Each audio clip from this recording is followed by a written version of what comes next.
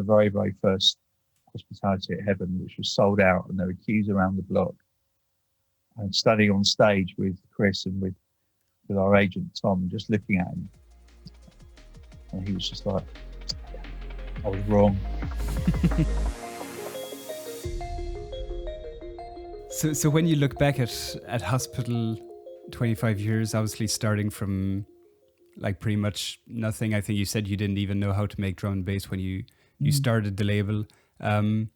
What you kind of pinpoint the success of Hospital to?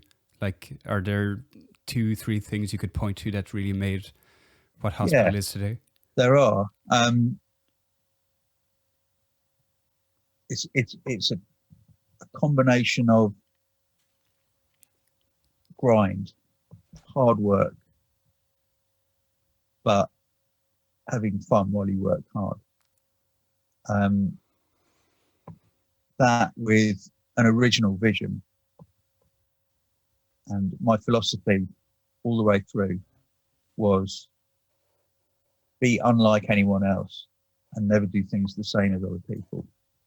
And that applied to the music, that applied to the look, you know, the splash that we made with the early packaging and the philosophy of the label. Do albums from day one. That was crucial.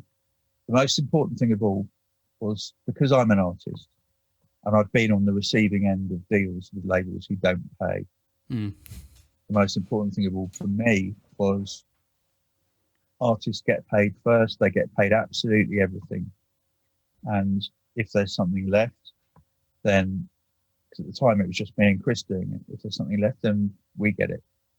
And that philosophy stuck, because I instinctively knew that apart from it being morally right, I also knew that almost every other drum and bass label at the time didn't pay their artists. And if we could make it work, then it would be a really big thing, because it would build trust and word would spread. And it worked. So all these things worked. The name Hospital worked because we didn't know at the time, but it's an international word and people know it all over the world. Except in Germany. I saw your meme. Krankenhaus. We had a residency in Watergate in Berlin around 2003, 2004. And for them to sell at Hospitality and at that venue, we actually made Krankenhaus t-shirts. Ah, that's amazing. I know. I'm afraid I haven't got mine anymore. That's one of the crazy ideas you had. We did Krankenhaus t-shirts in 2003. Is that like one of the ideas that wouldn't fly today in the boardroom? No, it probably wouldn't now. It probably wouldn't fly at the moment, no.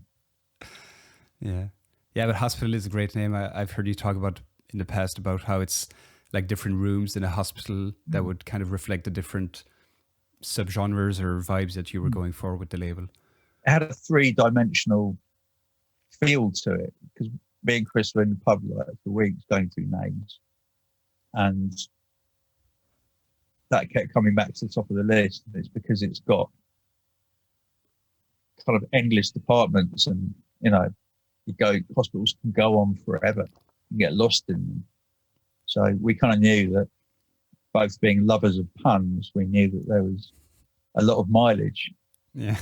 and it turned out to be, Sick music. Yeah, exactly. Sick music, plastic surgery, weapons of mass creation. Yeah. I actually just made the link now with the event you have in September, Sonic Surgery. I only just made the link now that it's the hospital universe. I just hadn't made the link before. Yeah. And our publishing wing is called Songs in the Key of Night. Yeah. Because both Chris and I love Songs in the Key of Life by Stevie Wonder. And the knife is the surgeon's knife. Yeah. Yeah. You've also said that like it wasn't really planned from the start. Like you didn't have like this grandiose vision 25 years down the road of what it would become, and that it was more of a a series of like risks that you took one after the other that kind of culminated into what it is today. Yeah. What were like some of the big risks that you took that paid off, and maybe a few that didn't quite pay off as well as you expected? It's funny you should use the word expected, because I've tried very hard to never expect anything.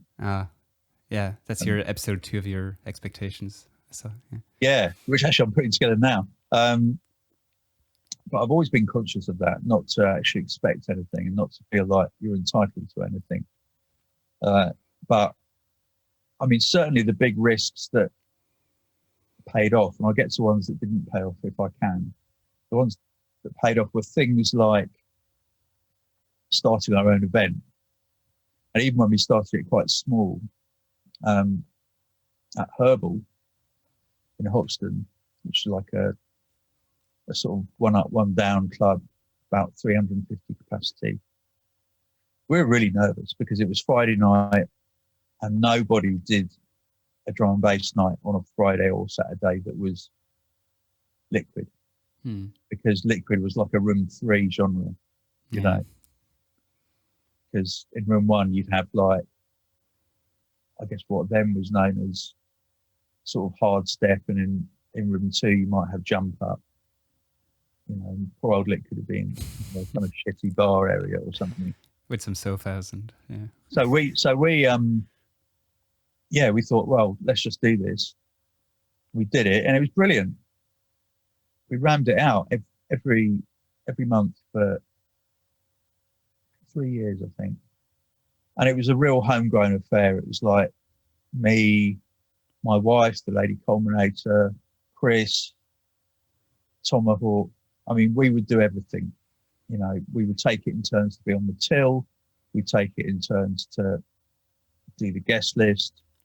And I'd be doing the till or the guest list, and it was my time to play. And I'd just kind of like quickly find someone else to take it over and run to the decks and do my set, and then go back on the door, you know, and we'd rig it. We'd put all the kind of banners up, and we'd do the flyering ourselves. So we fly around movement, bar rumba, the ends, you know, Fabian Groove Rider. We do all of the kind of like the really quality nights, and we'd be there flying because we couldn't afford to pay the company to do it for us. And it really was like that. It was hand to mouth in those days. But that went really well. And then, as most clubs do, they sort of lose their shine, you know, and Herbal started to lose its shine. And we knew we needed another home. And there's sometimes a kind of like serendipity of events where things fall into place at the right time. And someone we knew got a job at Heaven, and Heaven wanted to kind of broaden what they were doing. So they offered us a night, you know, at Heaven. And we were like, whoa, Heaven, this is crazy. And our agent, Tom Schroeder, he just said, you're crazy. You are nuts. You're going to lose so much money doing this. And I remember on the very, very first hospitality at Heaven, which was sold out, and there were queues around the block, and standing on stage with Chris and with our agent, Tom, just looking at him. And he was just like, okay, I was wrong. it was packed. It was brilliant. The atmosphere was insane. And again, it was all liquid in room 1. It was all us lot. It was me, there was Lincoln, there was Dan Newton, there was Logistics. We were all there. And those gigs were brilliant, you know, but it's a risk. You've got to take a risk sometimes to kind of like, to move forwards. You know, if you don't, it's boring. You don't take risks. It's really, really boring. A risk that we took that was an absolute disaster was in 2007, Heaven opened a club in Ibiza, and they asked us to go and do hospitality. But as it turned out, we had to take all the risks. So we had to pay for the artists. We had to pay for the hotel and the flights. looking back at it, I got no idea why we accepted the offer, but we were just green. We were completely naive. Yeah, it's not exactly the home of drum and bass. No, and there was this guy who was like the boots on the ground called Steve. He hadn't started his Spearhead label yet. Oh, okay. He was the boots on the ground, kind of like the artist liaison, if you like, for the club. And it was a disaster. There was almost no one there. And I know that Heaven's Club tanked. It completely tanked. You know, it wasn't, I think we naively thought it was part of the scene. You know, it was one of the clubs that people went to. And it wasn't at all. Although it was in London, it wasn't in Ibiza. Yeah. So, yeah, we lost a lot of money on that night. Yeah. Definitely. I can imagine it's hard to have a sense of what the scene is like when you're not there yourself. Like in London, the UK, you have a very good sense of the cities and the clubs within the cities and all of that. And I mean, now in Ibiza, there aren't actual drum and bass nights, but there are regular gigs for the kind of pop drum and bass superstars, you know, on a kind of a bass lineup. Yeah. You talked also about your move to iTunes, that was quite early as well within the industry. Did you see that as a risk at the time to move towards digital? Well, I saw it as a risk not to do it. And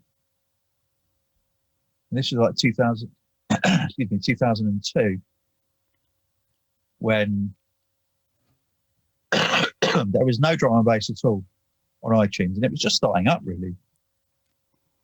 But I could see plain and simple that this was absolutely going to fly. And from a business perspective for a label, what a dream to get paid for something that you're not manufacturing. Oh, it's hot in here. No worries. So, I managed to kind of ensure that we built a relationship with Apple, and we got on there.